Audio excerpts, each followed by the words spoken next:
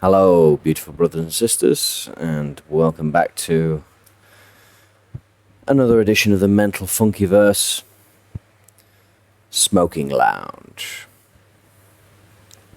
I fear recently the smoking lounges have been more frequent than just the bog standard Mental Funkyverse, but I don't think I've made enough really to even be able to classify or be able to define what exactly bog standard looks like for this channel. And actually that's one of the things I realized I would like to talk about or address, really.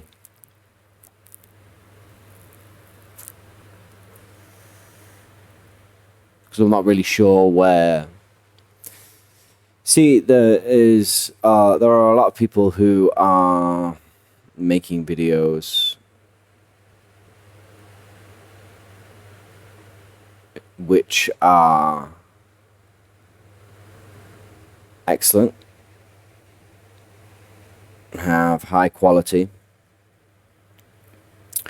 There are certain creators and producers that I can point to and say they are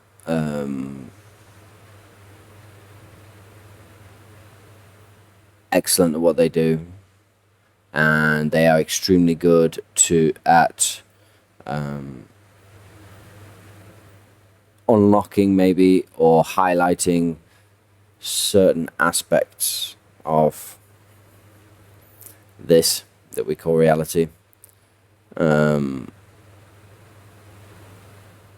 assist in consciousness expansion and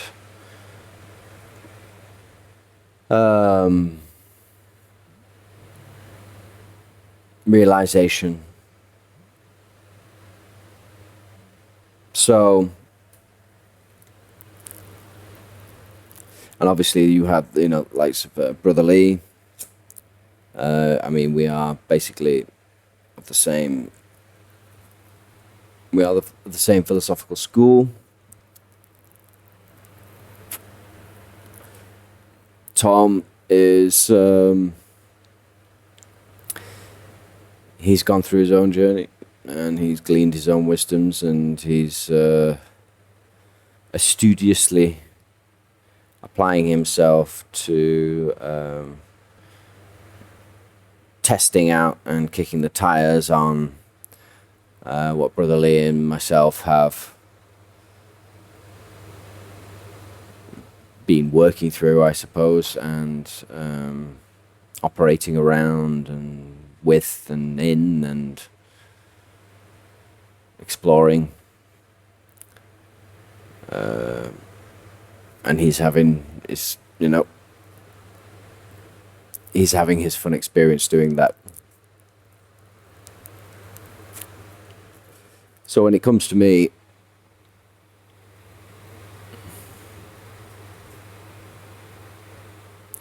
I often struggle because I'm thinking, all right, well, I wouldn't mind talking about that, but that's definitely been covered there, and then that's definitely been covered there. Thing is, it's quite difficult because it's easy to forget, I should say. It's easy to forget that just because something's been said once before doesn't mean it can't be said 100 times. Just because it's been said once before, and just because now we live in an age where it's a recorded once before, doesn't mean everybody's going to find it. So people need other opportunities and other avenues from which to find that same material. But it's difficult to get around the sensation of, oh, I'm just copying X, Y, and Z, or not in the sense of that it's boring. It's just that there's always a desire to push towards the edge, the envelope, push the envelope, and to get out there and explore, like, the frontier philosophy, as opposed to re-going over foundational mechanics and foundational functions and first principles and the soft, as the Americans would say, the sophomore stuff.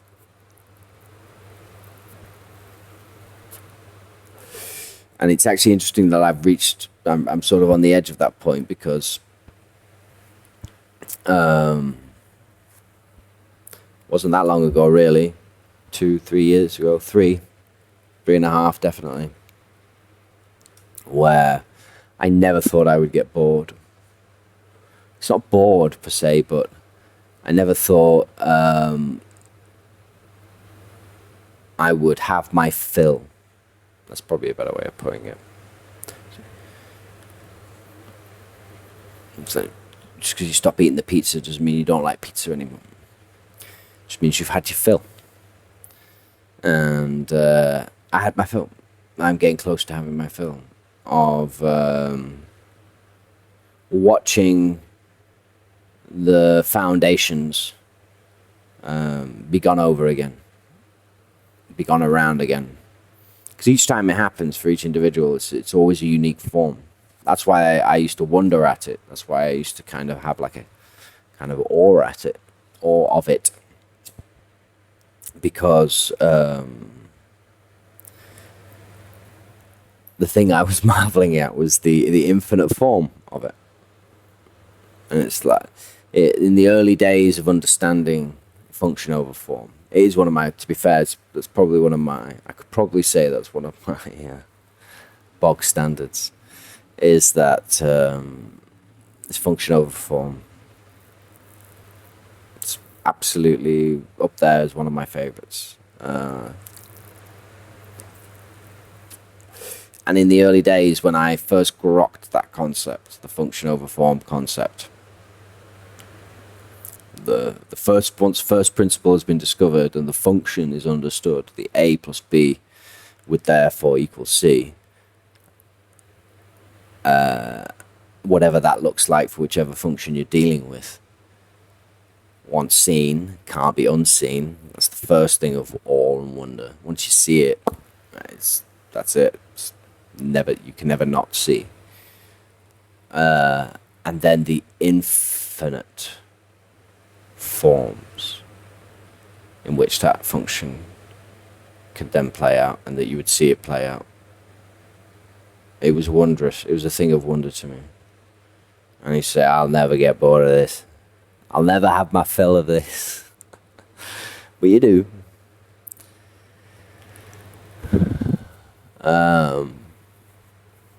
Instead of becoming like an artifact. I mean, and occasionally it does, you know. It's like occasionally, you could just murder a pizza.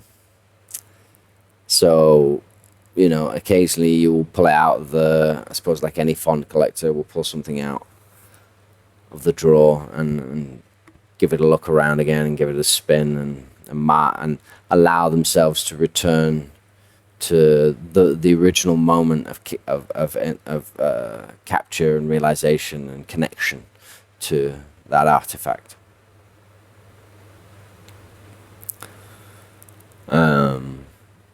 But it goes back in the drawer.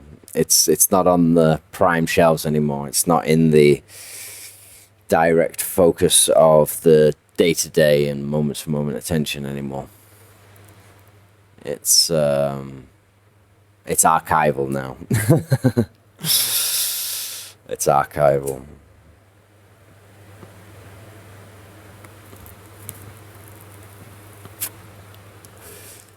Yeah, so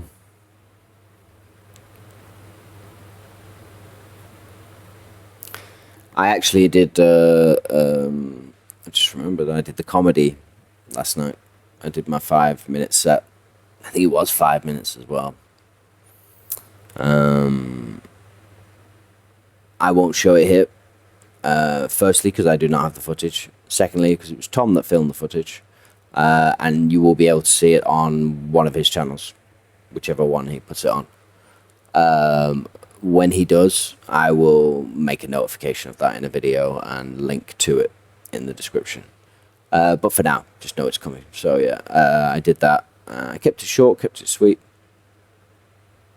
Core content of about 4 gags with some fluff around the sides. And it was probably one of my best ever, actually, in terms of composition and composure and delivery. and the feeling of flow. And it was one of the first times I didn't really feel janky on the stage. I felt more like this when I'm doing this. It's a good measure, actually, now that I think about it. That's actually quite a good measure, a metric, for when I'm on stage. How comfortable am I feeling? How like am I feeling like I'm sat doing a mental funkyverse recording? That's the kind of zone, the kind of energy, that's the kind of level of comfort I want to be in physical relaxation. Maybe a bit more high energy in here. It's snappy in the moment, fast. Like that's high pressure. Do you know what I mean? That's like that. That's the stuff that takes that's high craft, and it's also it takes energy. It's whenever you see a comedian that, say you go to the sea, you see like a 40-minute, anything higher than half an hour really, but 40 minutes plus. And the top comedians who are doing like an hour and a half.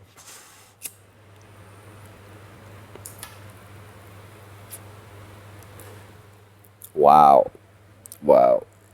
I mean, I'm really comfortable now. I realize now that I'm really comfortable with 5 minutes.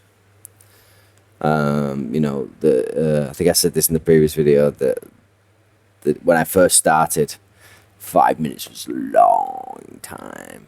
It's a long time when you first start. That first 5 minute set. Ooh, you got yourself your first set. It's 5 minutes. It's go broke, go home. No, whatever. Think of a saying. It's go for it time. And it's, and then you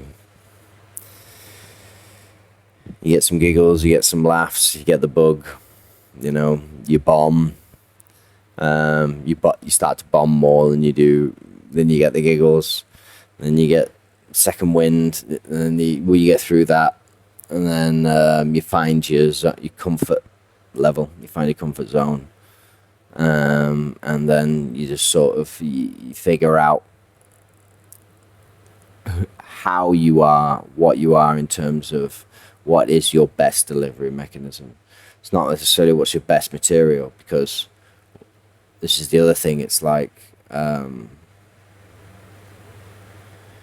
you come to realize that there are certain jokes that if you, in your own time when then nobody's around in the mirror, try and mimic from, say, your favorite stand-up comedians, or just a selection of varying different stand-up comedians, you'll very quickly find that material is probably almost irrelevant. It's not irrelevant, that's too far, but the level of relevance that's given to the material, to the joke being quote unquote a good joke or good or funny, is way over. Because when you try and mimic these other comedians, you'll soon realize that there's some comedians you can do it really well, and you'd crack that line, and you'd get that laugh, and you'd probably you'd land it exactly. But then there'll be other comedians in your head, you think you can do it, and then you do it, you try and mimic it, and you realize that their cadence, their tone, their pitch, the essence, the monad, the quintessential essence of who and what they are as comedians is really conveyed not by the specificity of the joke, but the way in which it's delivered, with the energy with which it's delivered in. And from there you start to see, there are such things as universal jokes. We all know those. Those are the ones that normal, non-stand-up comedian people tell each other. Those are the ones that your uncles tell nephews, friends tell other friends at the pub. Universal jokes. And some very clever comedians can take these universal jokes and really make them unique and to their own. That's a skill set in and of itself. a certain set of comedians that can do that, do it well.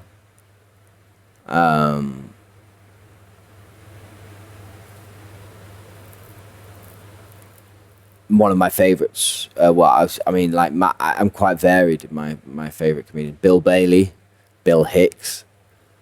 Bill Bailey for the abstract nature of his. I love abstract. I love surreal comedy. Part Troll. His Part Troll tour was probably the peak of his stand-up career. I would say that's he really like that set. But to be honest, the build-up tours to that. The build-up to that Part Troll, which was, I believe was Cosmic Jam. And what was the other one? He's in all black. But the build-up to Part Troll was in his career was, and then Part Troll was just like magnus opus, amazing. Bill Hicks, because Bill Bailey's musical abilities as well, because mixes in music, again, a unique signature. So if the surreality becomes too extreme, he can like relax his audience with some music, which they're not obliged to laugh at, but they can enjoy just as music's sake. They can still clap with confidence after it's brilliant. I mean, if you know music, if you know how to play an instrument, and if you know how to play a couple of instruments, and you fancy doing comedy, it's such a handy tool. You know, I mean, it's really, you can, yeah, man. You are able to enter into a potentially a very unique class of stand-up comedians. Very unique class of stand-up comedians. Bill Hicks, man, I mean, like, the old me would have said he died before his time, and well, obviously he died exactly when he was supposed to die. Transition, sorry. No such thing as death.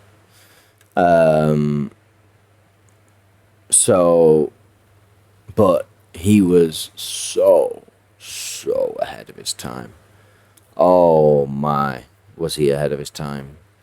Funny story with Bill Hicks, actually. First time I was shown his material was probably Bill Hicks's opus, Magnus opus, whatever. His Revelations tour, and the one that was the gig that was filmed was when he did it in London. I think it was in I can't remember if it was the Albert Hall Victoria Theatre, Grand Victoria Theatre. Anyway, comes on with his black hat and his trench coat.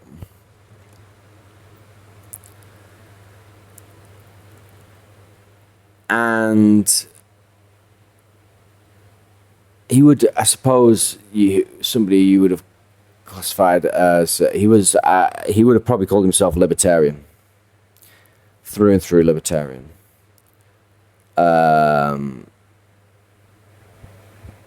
Through and through libertarian. He had just as much disdain for the far left as he did for social, the social too far socialist versus too far conservative. Equal amount of everyone was up for ridicule. It wasn't about it wasn't about who you are, what you believed that was being ridiculed. It was about your fruits, whatever fruits you produced. Those fruits are open for criticism. Those are open to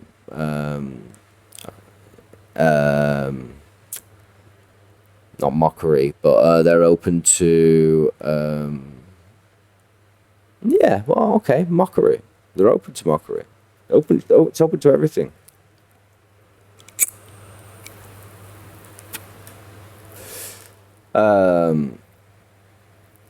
And humour is a great revealer of truth.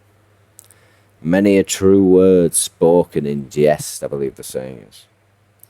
Many a true word spoken in jest. The only man in the court who could strike the king and not lose his head, but actually get a laugh. Court jester. The fool.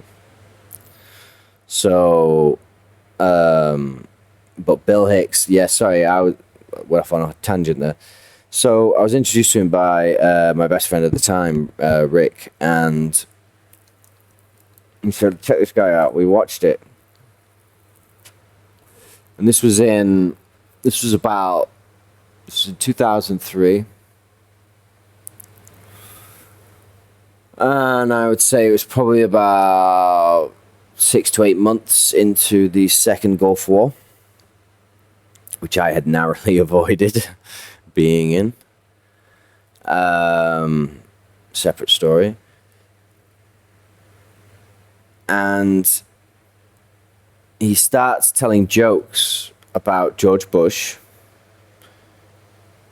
and the American military and the Gulf War, and, you know, making these jokes about how a war is supposed to be two armies fighting against each other. Haha, really, America's the only one with the Iraq didn't have. All of these jokes he was making, and because the name Bush was the same, it was Bush Jr. instead of Bush Sr. All of the jokes he was saying, it made the hair on the back of my neck stand up. It was eerie. It was uncanny. The poignancy and the relevancy and the... it was like he was speaking to the now from 10 years, and literally he time traveled. It was a very powerful experience. I remember remarking on it on that fact with my friend at the time, and he was like, "Yeah, I know, it's mad, isn't it?" We both literally like dual marveled at this like phenomena. It wouldn't mean as much now, obviously, because how far on are we now? We're over like 23 years on from the Second Gulf War. Wow, man.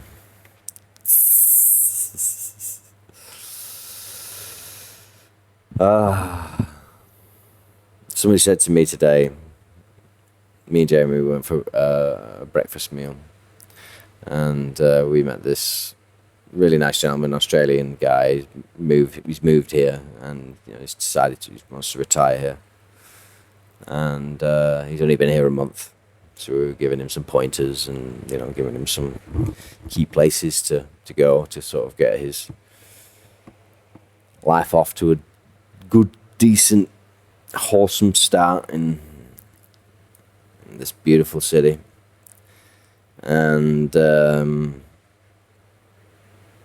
he said, we found out my age. He was like, I thought you were barely over 30. I thought you were barely over 30. Thank you. This, whole realizing that aging is a choice thing, and how everything is a choice. Suffering's a choice. Aging's a choice. It's a belief. Who told you had to age? Why did you believe it when they told you? Oh, because you saw other people aging. See, because because they were choosing to do so, you thought you had to choose that. How many other things in your life?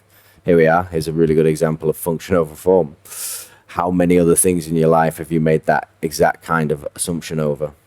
Well, I was told I've got, on average, I'm British, so the average life expectancy for male British. What the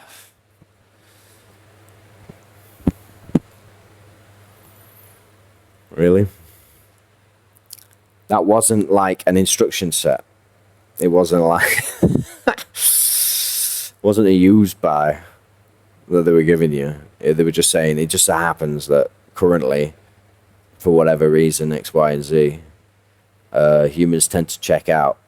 Humans that are born in this area to this genetic stock, a haplogroup type, and live in this particular kind of society.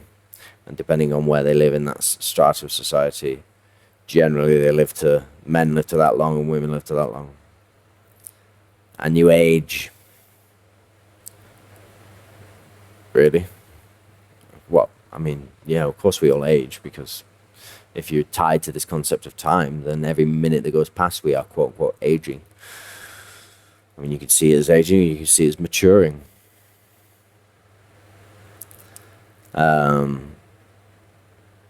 You could see it as the sands of time draining away, or you could see it as the sands of experience continually and and consistently filling without a need to stop.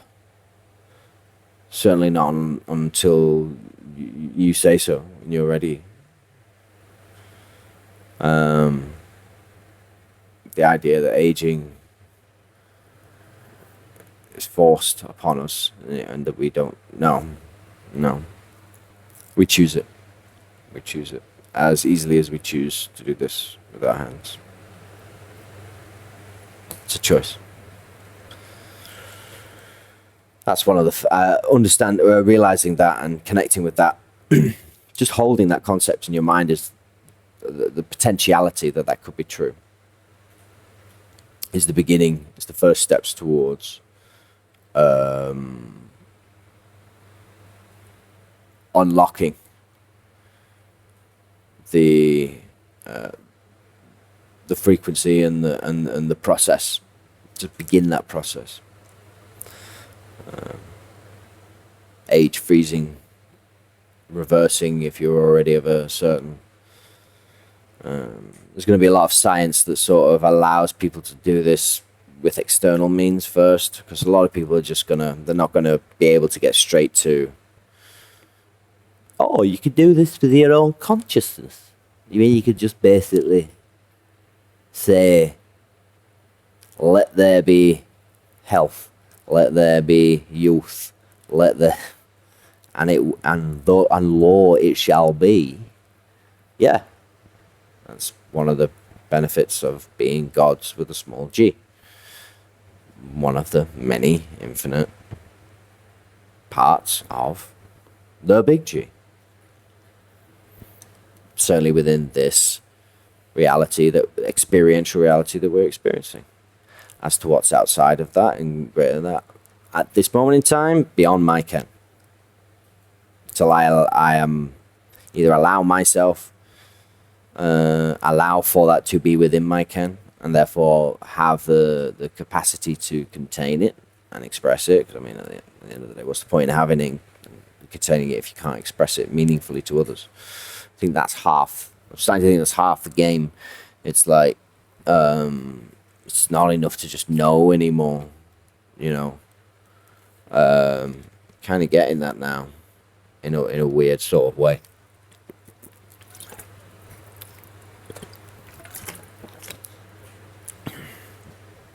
When I went through my conspiracy theory stage, and it was a long stage. It was a few years, several years. Never really left me for like until took a long time for that phase to end. Put it that way. And obviously, in the beginning of that phase, it's very much. I have to tell everybody. Everyone must know. And they will herald me as a hero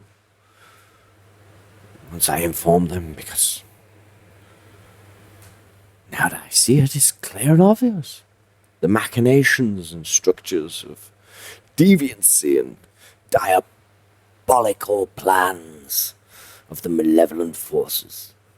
But it's okay, because I have stumbled across wise men who have seen it, and they were able to inform me. And now I am wise. And therefore, I shall be able to inform everybody else, because deep down inside, I believed I just had a special thing that made me a little bit wiser in a different way, that was going to make me the one that gifts this gift to everybody. I'm sure you can guess how that turned out.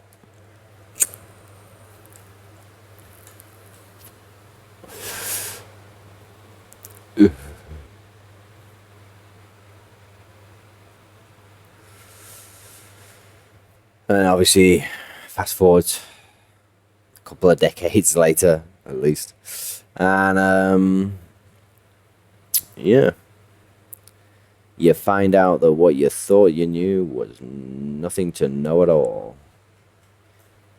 And then you start to actually know some stuff. Stuff, I suppose you could say, worth knowing. Solid, that you can stand on and in. And you slowly start to build that.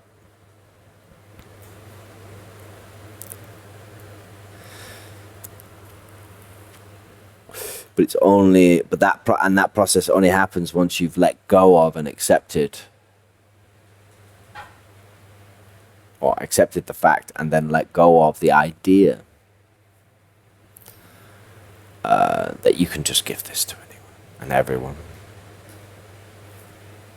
that you can explain that knowing.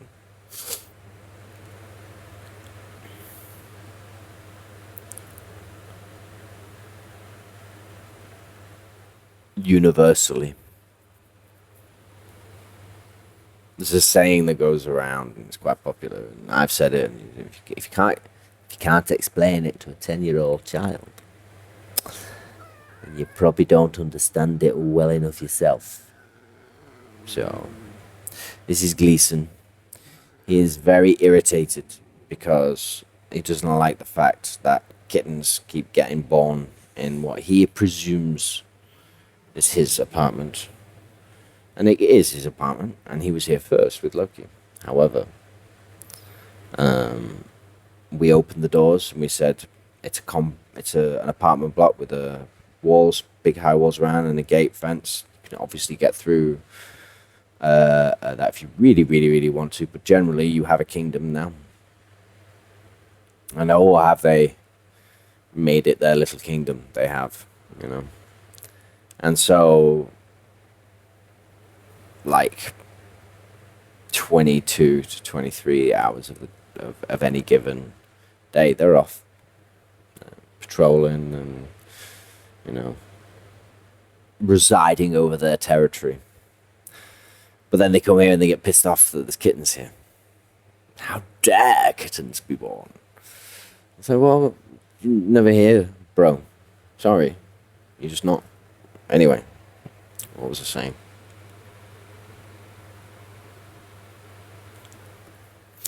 Yeah, so you give up on, but that's not true. The 10-year-olds, yeah. So yes, that is it's nice, it's quirky, it's a cool saying, but and there is truth to it. There is truth to it. Well, first of all, you can know it, even if you can't explain it to a 10-year-old. And I could even go so far as to say you can know it even if you can't explain it, full stop.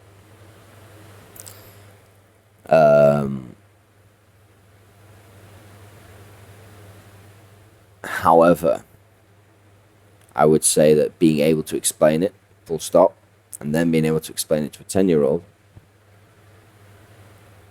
would mean your depth of knowing is like the purest it's ever going to be. It's like the most refined. It's like there is no form of this now. This principle, this function is now so well understood.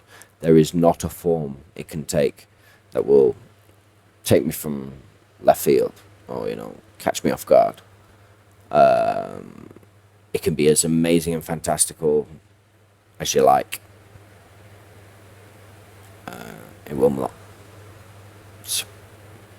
It will not throw me, surprise me.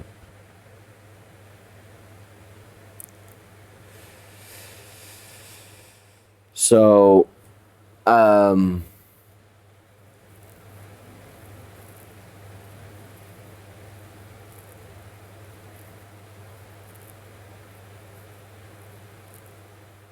pull it right back. Bill Hicks was genius.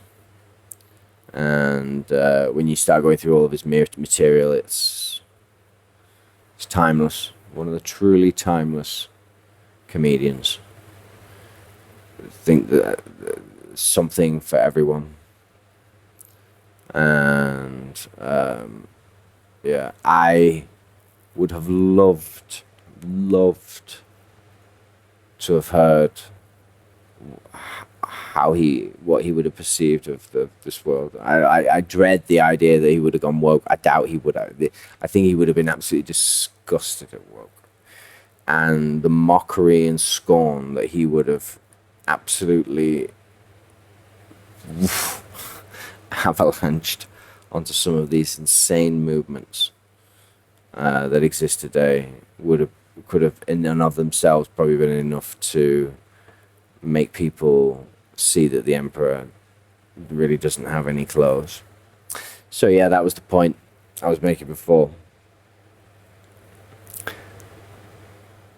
Whereas before, when you really didn't know anything but you thought you did, it was of the highest import that you transmit this to other people. It wasn't enough to just know it yourself. But when you start to just know things worth knowing within yourself and for yourself, whether, you know, it becomes enough. You actually get to say, like, well, actually, is it worth my time to try and explain this? Is it worth my time and energy to distill this knowing into a form of linguistic explanation, potentially mixed in with some physical demonstration, in order to create a ladder, a bridge from one state of consciousness to another state of consciousness, first intellectually, and then within X amount of time experientially, to then lock it, that wisdom,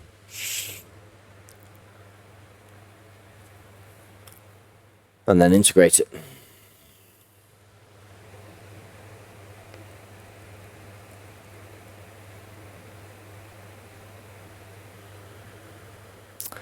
That, as they say, is the $64,000 question.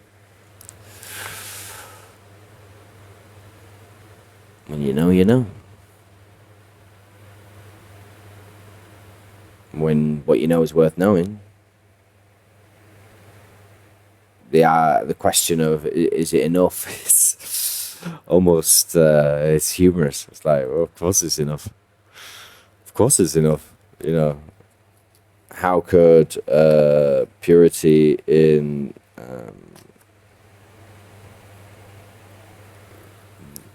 the understanding of an absolute functional maxim of reality not be? You know what I mean? It's like,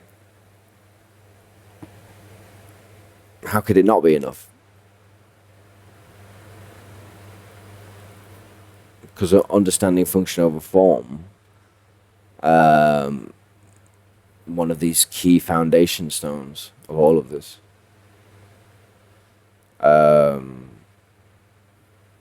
is, I'd say it's like energetically and spiritually as empowering as and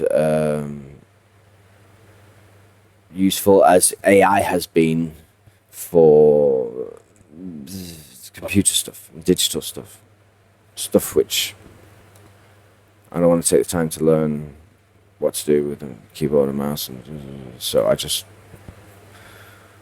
would like to be able to express my, you know, wants, and for that to be produced in a digital format. And lo, it is done. It is done. Cool. And AI has been amazing for that. And so it's the equivalent in terms of because you're now it's I suppose you could analogize it to somebody who, like an architect, for example, or in fact, no, an architectural engineer, right? So it's not just all about the shape and look, no, it's a capture the atmosphere of the setting. No. It's beauty, yes, but also function. Will it, from an engineering standpoint, is it as engineeringly beautiful as it is visually, architecturally beautiful? Somebody who knows the buildings inside out, everything from the foundation to the supporting structures, the roof, everything, the wiring, all of it.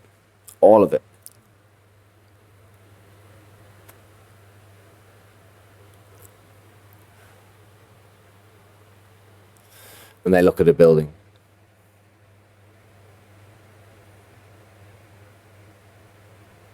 And they just see through all the layers. At least they see what they imagine they would have done. They see what they think has been done, and then they immediately know what they would have done.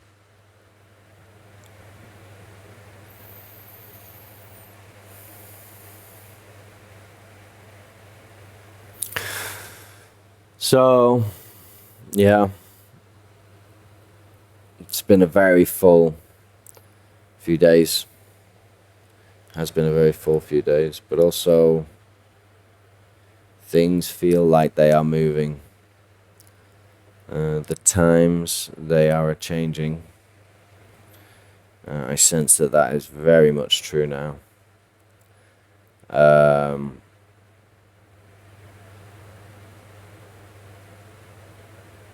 And the potentiality for things to change on literally a 24-hour basis now is,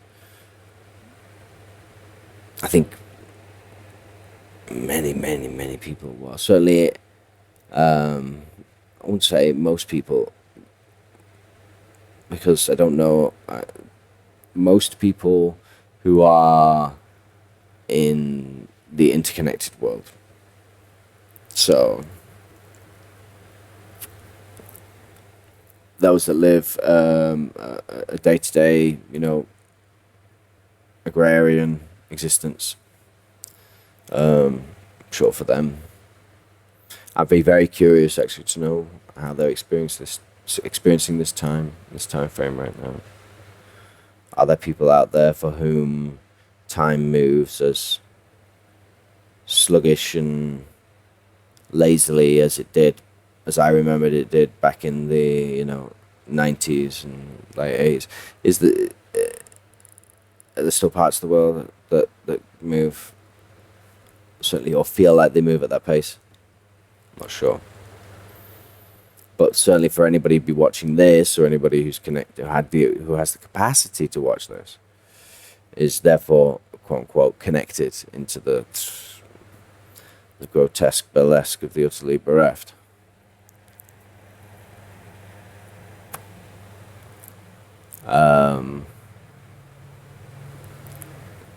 Shit's happening fast and faster every day. It's like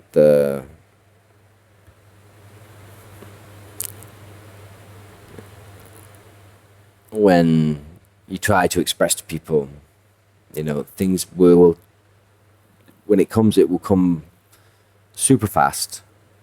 It's like, and once it's here, it'll be here. Oh yeah, but how long in the future until? How long is a piece of string? But it's imminent. And once it's here, it's here. There's no, it will go from, when's it? Oh, it's here. Because everything is moving faster. Faster, being developed faster, being programmed faster, being built faster, being understood faster. Everything is moving faster.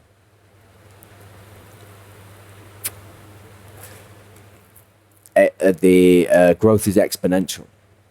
I'm not just talking about AI here. I'm talking about across so many sectors, including human consciousness. This is, the exponential curve is really beginning to kick in now. We're really moving into that exponential curve, and I am telling you, not when,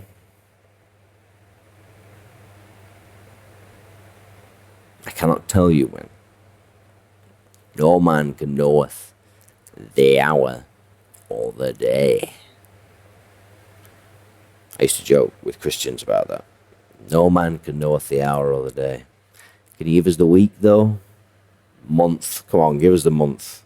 What's the zodiac? What's the zodiac's going to be when it... Anyway. But I can't tell you when. But what I can absolutely tell you is that when it's here, it is here. And it will come like a thief in the night. Boom. And it'll be here. Blink and you'll miss it. One of my favourite sensations in the world is when a realisation has gone from head knowing to full integrated wisdom, experiential knowing. Because you can never, you're never able to really pin down the moment, or there may be like one or two. There's one or two that you might actually be able to pin down the moment because it just happened to be, say, the pinnacle or the culmination of a particular sequence of events, like a moment, as we would call it. You know what I mean? It was just like the perfect moment, the stars aligned and all this stuff, and it was just like had the realization right then. It went woof, boom, and forevermore. And yeah, okay, yeah, those occur, but generally, and there are multiple and infinite wisdoms and functions to explore with this. The process is unique and individual, and so, but there's lots of like lesser ones of these. There are ones that don't come with an anecdotal, hero's journey story. They are small, meaningful, incremental ones that occur, lock in, and at some point you realize they locked in. That's the sensation I love. It's like the moment when you go, oh yeah, when did that happen? Like, I let go of that, or I locked into that, or like I can now sort of perceive this aspect of frequency and see that function, like it's not even second nature, it's full nature now. But you can't pin down the exact moment when that happened. It's like you just realize at some point that it happened. You can sort of vaguely remember when the last time you weren't aligned like with that. It hadn't sunk in yet. Something that you said, or something you did, or something that happened, and you reacted inside, or you felt something inside that you know that you hadn't quite got it yet because that wouldn't have happened, or whatever. You wouldn't have said that. You wouldn't have felt that. So you can sort of remember the last time that happened, but then the moment between then and the moment you realize, oh, it's locked in. Love it. It's a great feeling. It's like putting on a pair of trousers. It's like getting a pair of trousers from your cupboard, putting them on, and putting your hand in the pocket and finding a $20 note, £20 note. Ooh. Got some extra drinking money tonight. All lads, shots are on me.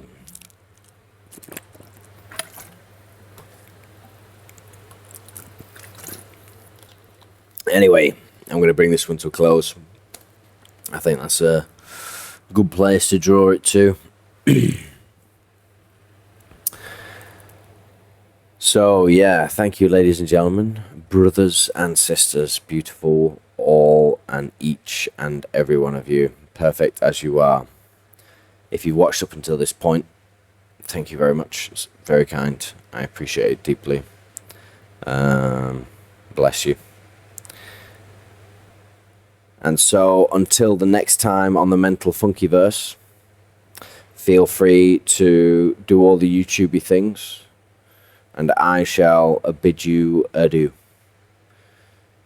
Rest well, brothers and sisters. Be safe.